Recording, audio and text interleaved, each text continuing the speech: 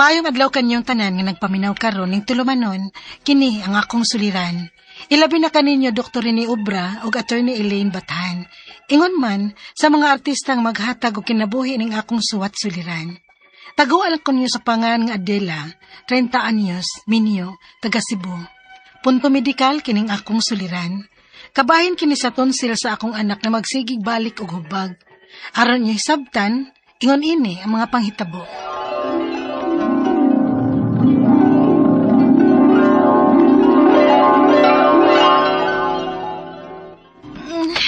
Han, nakapangandam na ba ka sa atong mga dadonon sa ospital? Karon nagitingali ko mga anak, nagsige naman nagsakit ang akong tiyan.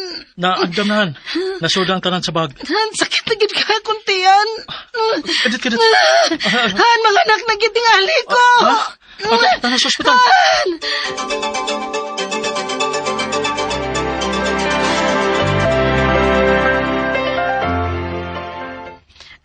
Dali argid sa panahonan, oy. Nag-1 year na nga tong anak. Bitaw, Han. Bago pagutan nag-celebrate sa iyang birthday ni Aging Adlaw, no?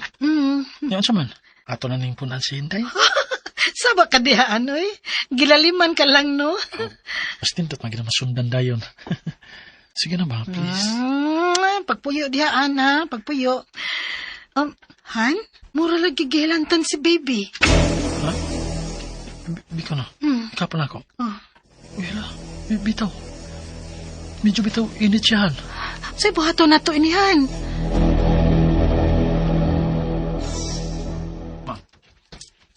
Among gipanganga ang bata ganihan ni mama nimo. Naghubag mo na itong tonsil adto. Mao ba pa? Amo kung gitabangan ni Papa nimo ang bata og panganga, kay di gyud mo nga magsige ra hinog hilak. Gipakao man kutos uyuan og lulipap gahapon. Uy, mao di ay. Bawal baya gyud ang mga tamis nak. Makahubag baya na tonsil. Mao pa di ay ma.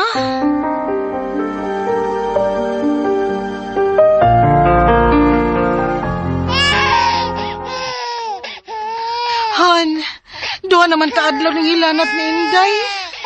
Lagi. Magsigilit balik ang hilangat. Bisa ko ato na nga gipainom og paracetamol. Wa man gyapon mahuwas eh. Taas ang pagkikilanat. Han, 58.5. Han, kinalanin na itong dadon sa doktor.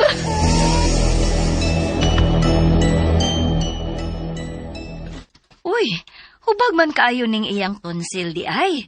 Ay, daghan kaayo puti sa iyang tutunlan. Dok, unsay buhato na mo? Ipatumar lang unya ni sa bata ni Sisa. Kining unang tambal mao ni para sa iyang hilanat. O kining ikaduha para ni sa iyang hubag sa tonsil. Sige, Dok. Salamat. Og ayaw lang una siya pakana og mga tamis, ha? Okay, Dok.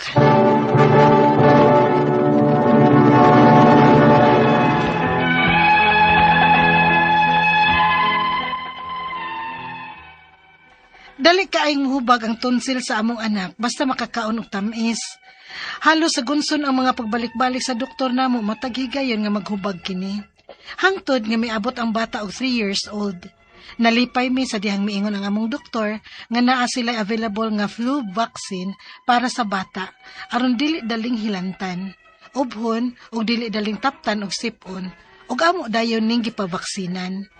Ug unya, Han, nakabantay ka sa tong anak ba? Dili naman manghubag ang tonsil niya, no? Bisan og may mga higayon nga makakaon siya tamis. Bitaw, nakabantay ko. Tingalig tungod ni sa flu vaccine.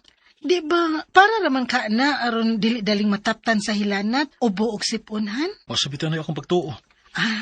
Ang importante, Han, nga dili na ta magsigig balik-balik sa doktor.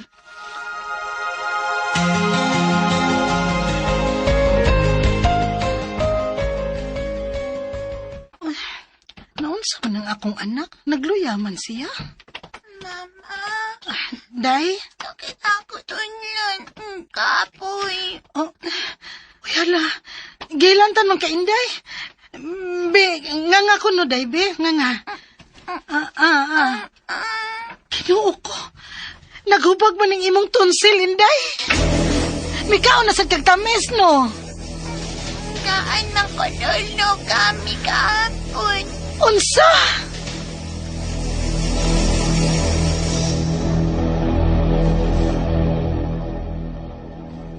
Pasensya na gud kayo anak ha.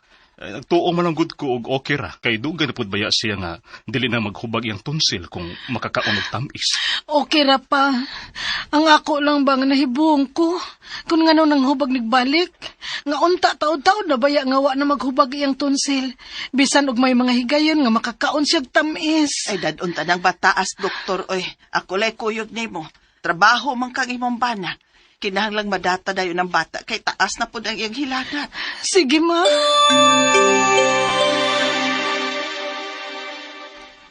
Mao di ay, kay na-expire naman di ay ning flu vaccine niya, Mrs. O sa katuig ramangod ang limit ini o na ma-expire. Posible nga mubalik og hubag ang iyang tonsil. Busa, kinahanglan nga mag-vaccine na pud ni siyag balik kay mas bintaha mong good nga may vaccine. Aron dili na lang mo magsigig balik og pa-check up diri. Dok.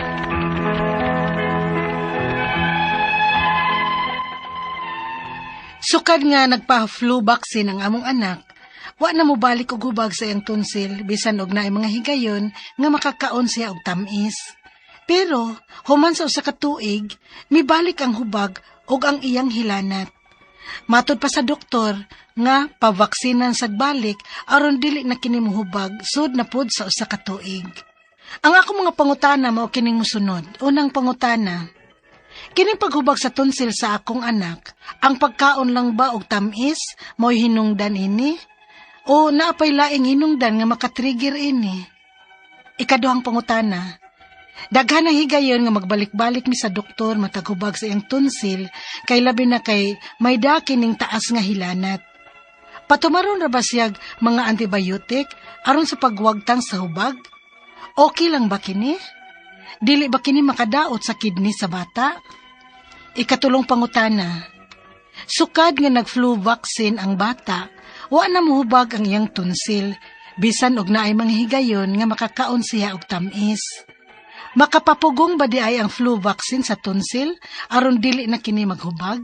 Ikaupat og katapusang pangutana, na-expire na ang vaccine human sa usa ka tuig, mao mibalik na pud og hubag ang tonsil sa akong anak kay nakakaon na pud og tamis. Okay lang ba ning paagiha nga magpa-vaccine mi yearly o naara ni limit sa edad kung kanus akutob? Palihog, tabangi og tambagi ko.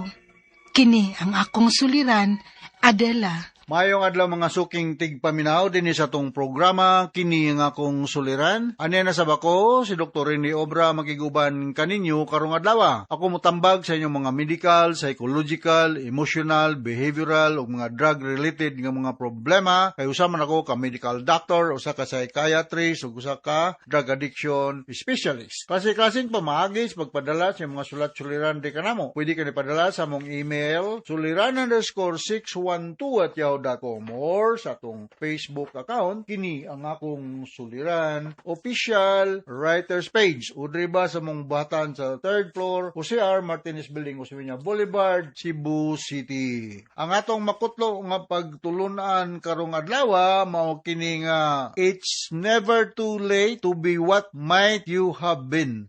Dili ko kuno ingog uy tigulang naman ko di na lang ko ni ana to. So life race is lifetime. Bisag taas-taas na mga edad pwede pa ka matanong og lubi.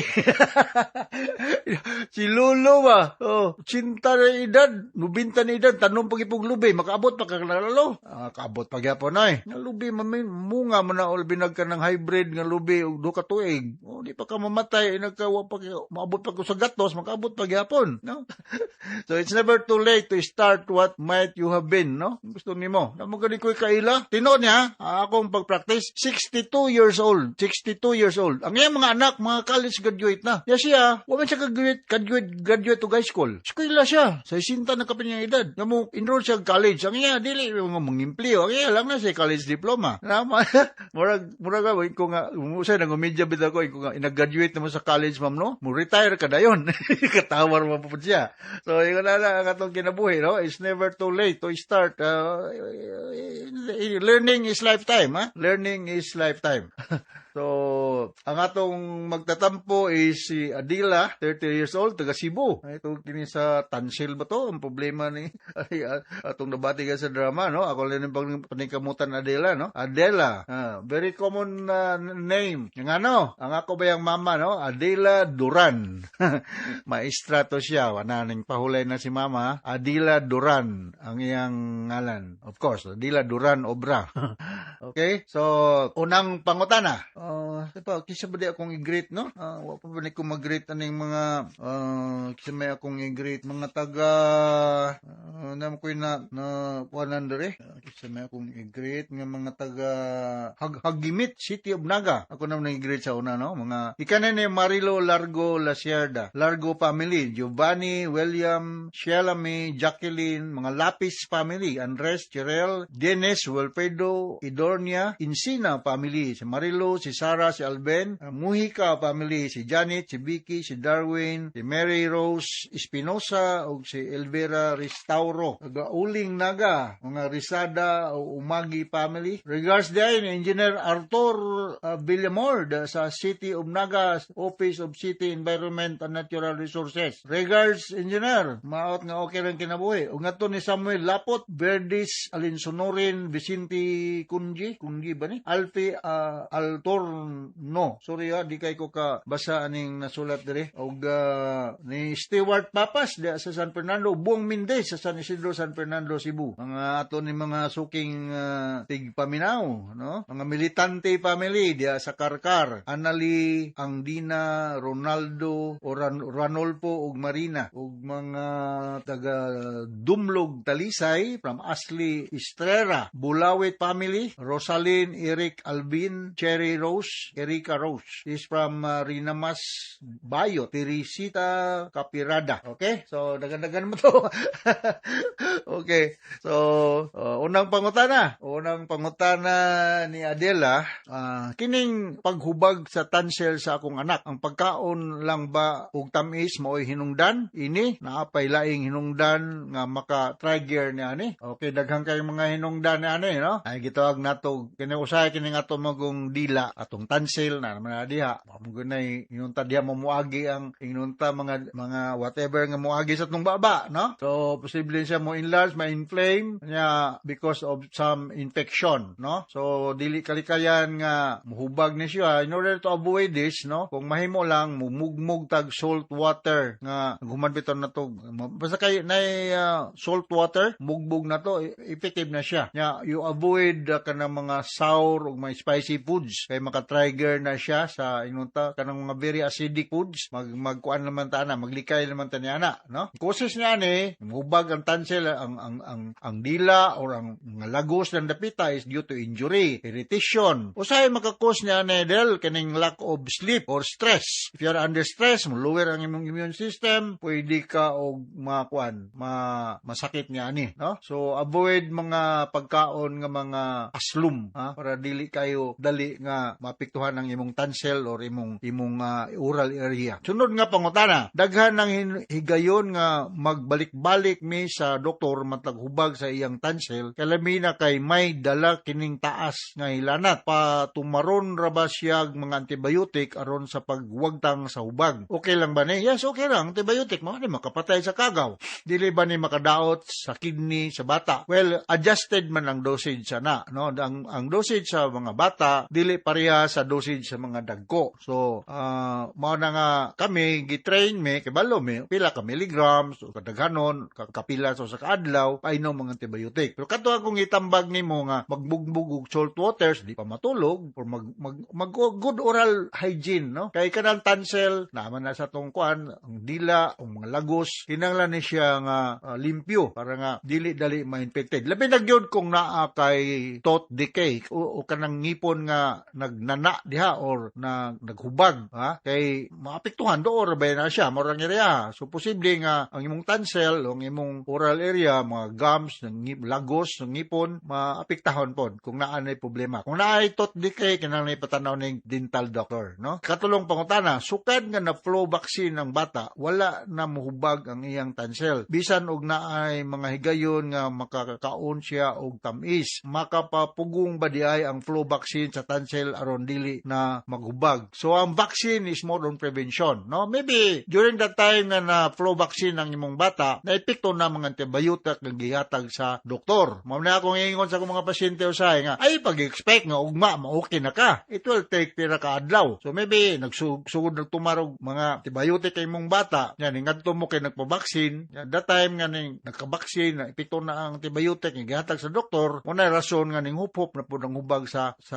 imong bata ang tansel. So good oral hygiene lang gyud ang kinahanglan. Magmugmog og salt water, no? Magbugmog or kanang naatay mga commercialized nga mga toothpaste, gamito na para nga ang mga ngipon healthy. Ikaw pa to katapos ang pangutana, na-expire na ang vaccine human sa usa ka tuig. Maong nibalik na pud og hubag ang tansel sa akong anak kay nakakaon naman pud og tamis. Okay lang ba ning paagiha nga magpa-vaccine mi yearly o naa rani limit sa edad kung kanus kutob? I do not know pila edad sa imong bata, Ma'am Adele. So I advise nga ipakita ko ni pediatrician. Okay na not only flu vaccine ang available, no, na BCG, daghan mga vaccine nga diphtheria, tetanus nga mga vaccine, daghan ng mga vaccine nga ihatag sa bata nga itamod or i-monitor ka closely dahil silang mga baby book, no? Ako balikon wako ka idea og kung sa na edad sa imong anak, no? So naot nga muduol ka usa ka pediatrician para nga mahatagan siya another form of vaccine, ha? I will not recommend nga mubalik kag pa-vaccine atong flu vaccine kay naa may mga laing klaseng mga vaccines available depende sa edad sa bata. Go to the health center sa inyong barangay o depende sa edad sa bata mo recommend ang mga midwives, nurses o doktor diha unsa mang mga bakuna ang ihatag sa imong anak. Alright, so now takasabot ka sa kung speaker nimo Ma'am Adela kung ngadto sa libuan millions nga naminaw sa tong programa kini nga akong suliran. Once again ako si Dr. Rene Obra. Thank you very much sa makanunayon yung pagpaminaw sa among programa kini nga akong suliran. Taas katag rating dinhi sa atong lugar. So pamulabasa sa Radio Mindanao Network Production Center, Radio mo nationwide tatak araman. Daghang salamat ug maayong adlaw.